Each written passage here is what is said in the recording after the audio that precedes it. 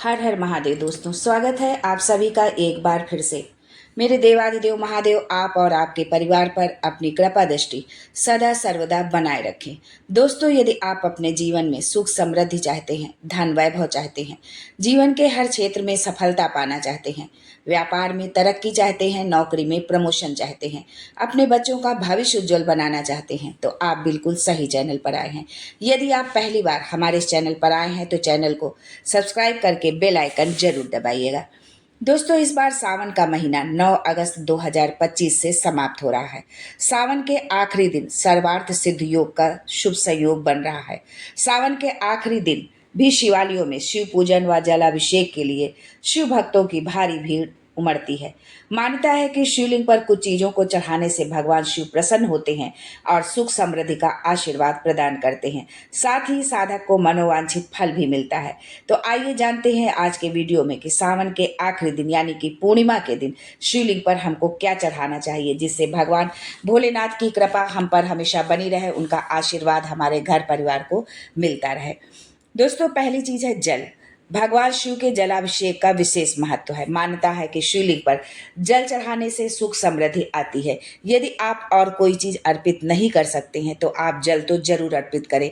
और यदि उस जल को आप 2 लोटे में लेकर के जाते हैं, 2 किसी भी पात्र में लेके जाते हैं, तो आपको उस जल को चढ़ाने पर आपको कांवड़ का फल मिलेगा। दोस्तों, अगली चीज है अक्षत। शिवलिंग पर अक्षत यानी बिना टूटे हुए चावल चढ़ाना बहुत शुभ होता है।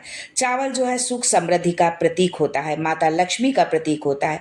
यदि हम भगवान भोलेनाथ पर जो है अक्षत अर्पित करते हैं और सावन के आखिरी दिन 108 साबुत अक्षत जो टूटे हुए ना हो, उन अक्षत को यदि हम अर्पित करते हैं तो हमारी आर्थिक स्थिरता हमको मिलती है। हमारे जीवन में आर्थिक तंगी कभी नहीं आती है जो है, और माता लक्ष्मी हमेशा हमारे घर में निवास करती हैं।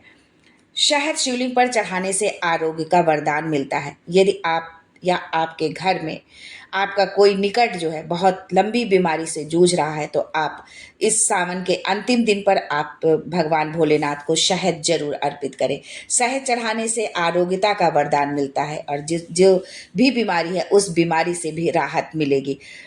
आक का फूल भगवान शिव को आंकड़े का फूल बहुत प्रिय है। इसे मदार का फूल भी कहा जाता है। इसे शिवलिंग पर चढ़ाते हैं उन्हें मनोवांछित फल की प्राप्ति होती है। शमी का फूल। शिवलिंग पर शमी के फूल चढ़ाने से योग्य जीवन साथी मिलने की मान्यता है और साथ ही भोलेनाथ के साथ जो है शनिदेव की भी कृपा हमेशा बनी रहती है।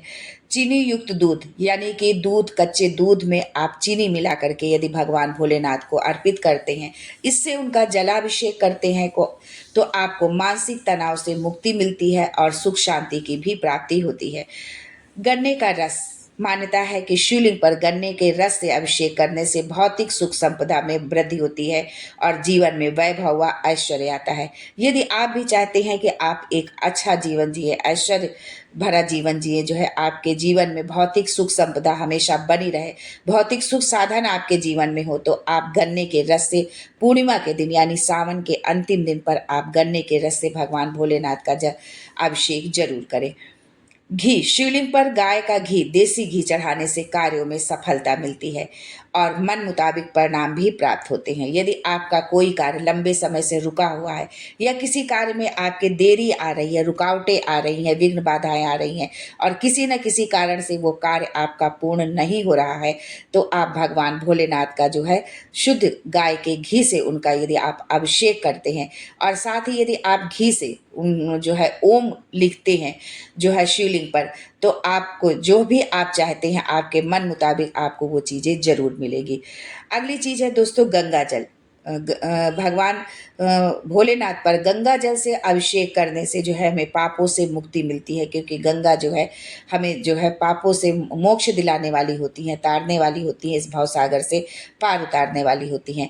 और भगवान भोलेनाथ गंगा जी को अपने मस्तक पर धारण करते हैं, सिर पर धारण करते हैं, और जब हम उसी गंगा जल से उनका अभिषेक करते हैं तो हमने जो भी हमसे जानबूझकर या अनजाने में जो भी हमसे गलतियां हुई हैं, त्रुटियां हुई हैं, पाप हुए हैं, उन सब से हमको मुक्ति मिलती है और हमारा आध्यात्मिक विकास होता है। यानी हम भगवान की ओर हमारा झुकाव होता है, हम जो है आध्यात्मिक उसमें लग जाते हैं, भगवान की तरफ लग जाते हैं, पूजा अर्चना में हमारा विश्वास बढ़ जाता है और हम उस कार्य में हमारा ज़्यादा मन लगने लगता है।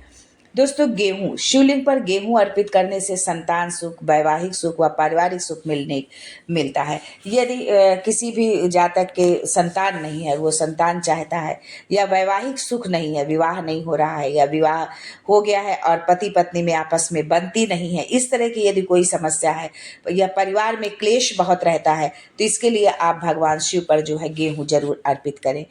जौ, मान्यता है कि शिवलिंग पर जौ चढ़ाने से कार्यों की विघ्न बाधा दूर होती है और हमारे जो है पृथ्वी पर पहली फसल जो है जौ होती है, इसलिए हर पूजा पाठ में जौ की जरूर जरूरत पड़ती है। जौ की मान्यता है कि बिना जौ के कोई भी पूजा पाठ संपन्न नहीं होती है, चाहे वो हवन हो या कोई भी पूजा हो या नवरात्रि हो, उसमें भी हम जवारे बोते हैं तो उसमें भी जौ का ही प्रयोग किया जाता है।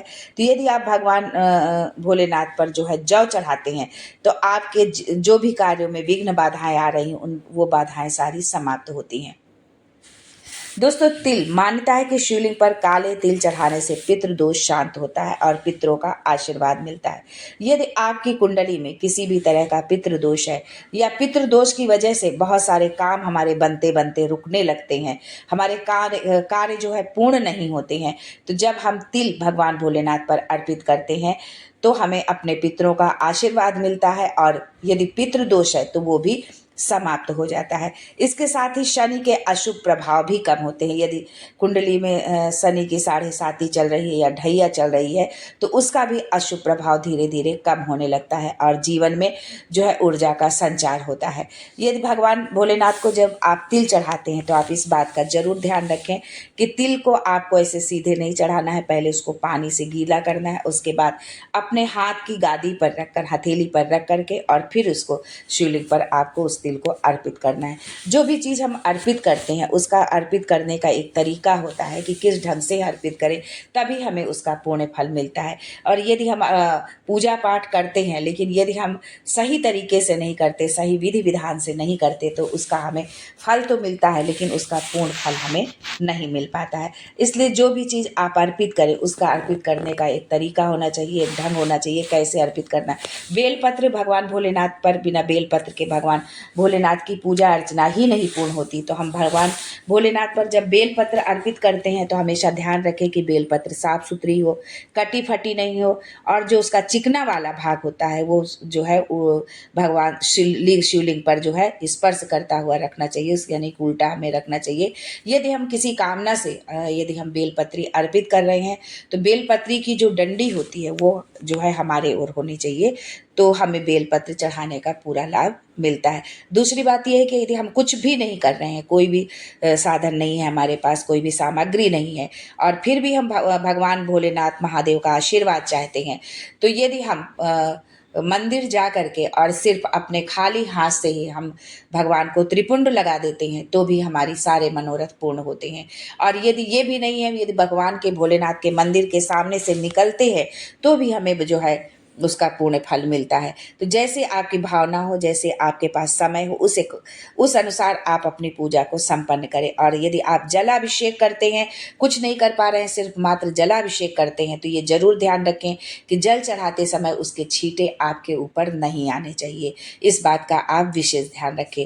तो आज की ये थी जानकारी। सावन का महीना जाने वाला है और दोस्तों ये आप सभी जानते हैं कि जब कोई जाने लगता है तो वो जो भी उसके सामर्थ्य में होता है वो सब कुछ जो है अर्पित दे करके जाता है। तो ये भगवान भोलेनाथ का वो जाने का दिन है, पूर्णिमा का दिन 9 अगस्त।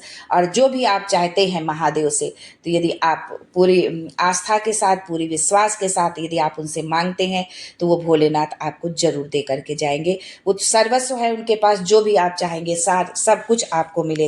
बस जरूरत है पूर्ण श्रद्धा की, भक्ति की और आस्था की।